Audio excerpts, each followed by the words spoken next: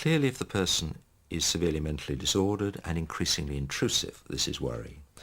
If the person's a substance abuser and becomes threatening, if the person has already got a history of violence, all of these things increase the risk. The doses he was taking were really high. It was like a bottle of morphine a day. I wouldn't say I've never taken drugs, but I was certainly not addicted to drugs. He would start injecting into the groin, so no one would notice his arms. And there are huge scars still there today. Huge, like big holes, massive holes. He's lost all sensation there. They're still there now. So you can't say that he wasn't, because anybody can see by those huge scars. I did start to worry about the drugs when he used to give himself an anaesthetic in a heel to go to sleep. And he wouldn't remember anything the next day that had happened while he was out. Which is dangerous, because if there was a fire during the night, I wouldn't be able to wake him up. Shamim gives me so much grief that she is in fact the Queen's strongest supporter. You know, nobody can actually prevent me from doing damage to the Queen to the point where she will have to resign eventually, but Shamim can. She has got the power to do it, and she does it. We often focus on the danger the stalker presents to the person they're fixated on, but it's also important to remember that other people around them can be in danger. I received many letters with Bible quotations, which I didn't understand. They were quite disturbing to me, because I hadn't received letters like that telling me about, I will come to you, I will come like a thief, nobody knows what time of night or day it will be. I took these as threats to me personally. The day he was released from the court, he was really strange, frightening really, but I couldn't put him out at all. You know, I mean, my dad, I've been brought up like that by my dad. He wouldn't put a dog on the street, you know. Treatment is often a mixed bag. The severely mentally ill, there are specific treatments, pharmacological treatments, psychological treatments. I think that's the way Klaus will always be. And if he was to receive medical help, it would have to be forever, because no one can change someone's personality unless they do a lot of damage to their brain by long-term use of drugs. That just clouds over their opinions, their views. I think the press encourage this. They do show pictures of people's houses. You know, I think one of the Sunday papers 3 or 4 weeks ago did a whole sort of pull-out shtick of, you know, so-and-so lives there and so-and-so lives there. The newspapers always print that she goes to the Harbour Club 3 times a week. I went there to give her some papers, because I had previously sent them by post, and I had reason to believe that there was some kind of palace censorship preventing her from seeing them. Because he wasn't able to send a letter in the normal way to Diana, he had to go and pursue her himself, show placards to become noticed. He even admitted that these are ridiculous methods that he has to resort to, but Klaus is thick-skinned. He's not really worried about what anybody thinks. I sent my papers to St. James's Palace office. I left them at the Harbour Club. I gave them to her brother. I gave them to her friend Kate. I gave them to her solicitor, and I gave them to her psychotherapist. I've done it. I've done it. I've just given a short version of all my papers which I have collected for Diana about the abuses against her and how she can tackle them, and certain Bible prophecy explaining that the Queen is the beast. I've just put that underneath her windscreen wiper when she entered the Harbour Club. And that's it. My mission is accomplished now. There's no more reason at all for me to go and see her anywhere, because she's got all the information now that I want her to have. It was written in these papers that if she wanted to have the full set, she could ask me to bring it to her.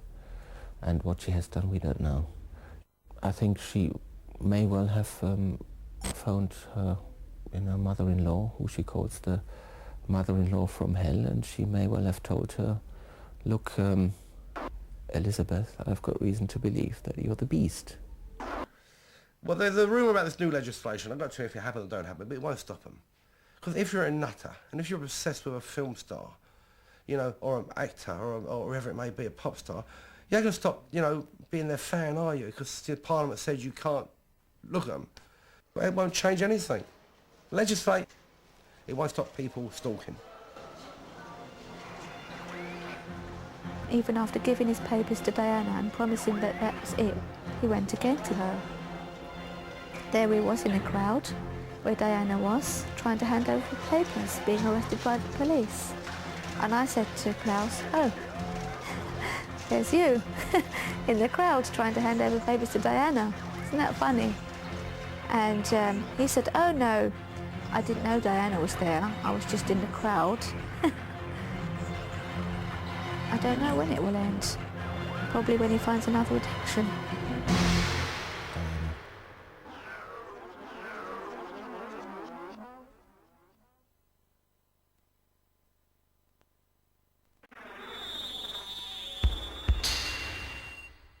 For most stalkers, the telephone is the commonest way of intruding.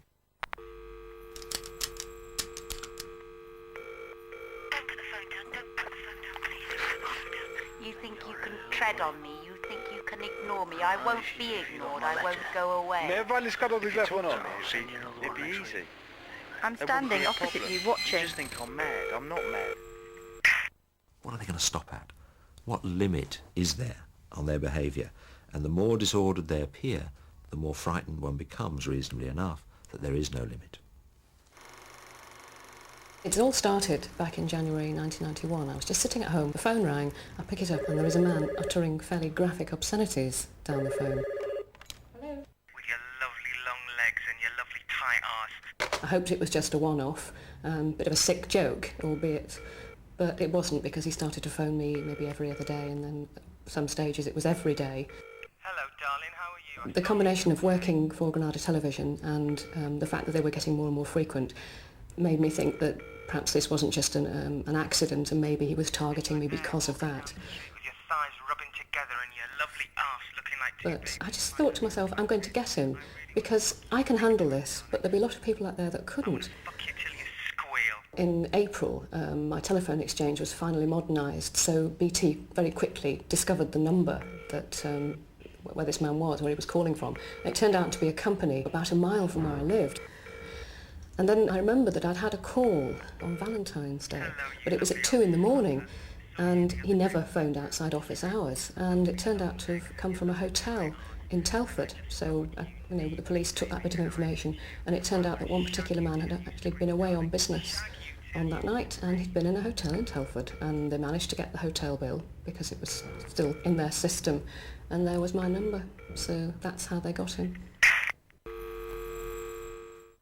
I think now that most people realise that this is a serious problem. It wasn't until recently that it was recognised as such, so that people would let behaviour escalate and escalate till it really was quite dangerous before doing anything about it. I think now most people at the wrong end of stalking behaviour will seek help early, and where laws exist they will seek the help of the police or lawyers. I'm getting cross again now just thinking about it. At the time, when we're going back to January 1992 now, when the case came to court, he wasn't being accused of any offence against me. It was nothing personal. He was being accused of an offence against a piece of telecommunications equipment, the misuse of. So it's a nuisance offence, like stealing a bicycle or smoking on the top deck of a bus, something really serious. So all that was available was a maximum £400 fine, which he got, and I was awarded the massive sum of £100 compensation. He knew exactly what he was doing. He's not a sad, pathetic figure who has these uncontrollable urges. This is a military campaign. He plans it. It is terrifying to have someone follow you, stand outside of your house, watch you wherever you go, phone you repeatedly, write constantly. Just the stalking itself can reduce people to a state of desperation. It wrecks their lives, they give up work,